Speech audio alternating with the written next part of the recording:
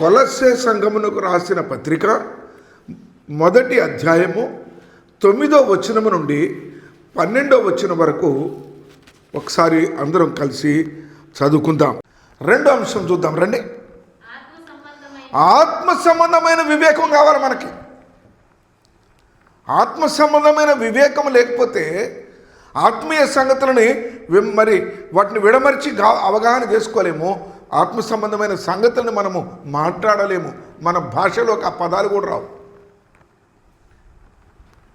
కీర్తనాకారుడు అంటాడు 14వ అధ్యాయము 2వ వచనములో, వివేకము కలిగి దేవుని వెదకుగా వారు కలరేమో అని యెహోవా ఆకాశము నుండి చూచి పరిశీలి. వివేకంగా చూస్తారా దేవుని వెతికే విధానంలో?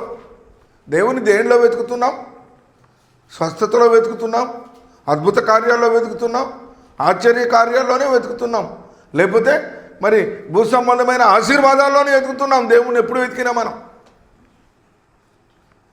కాస్త వివేకంగా దేవుని వెతకాలట.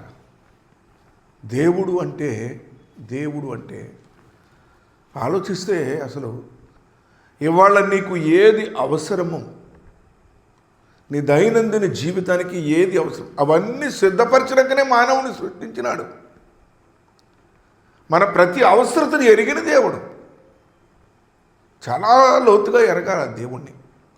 అప్పుడు మన ప్రార్థన మారిపోతుంది. ఆత్మ సంబంధమైన ప్రార్థన మనకు అనుగ్రహించబడుతుంది.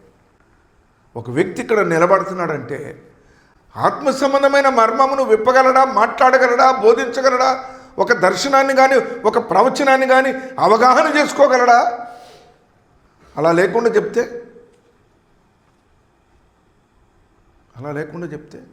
అలాగెవరు చెప్తారు తెలుసా? అదర్ దాన్ బైబిల్ బుక్స్ చదువుతారు కొంతమంది. వాళ్ళు మాట్లాడితే ఒక స్టోరీ చెప్తారంతే. నేను విమర్శించకూడదు, కానీ యేసుప్రభువే ఉపమానాలు చెప్పంగలేదు మనం చెప్పకూడదు అంటారు. యేసుప్రభుతో పోల్చుకుంటారు. ఏమన్నారు ఇక్కడ?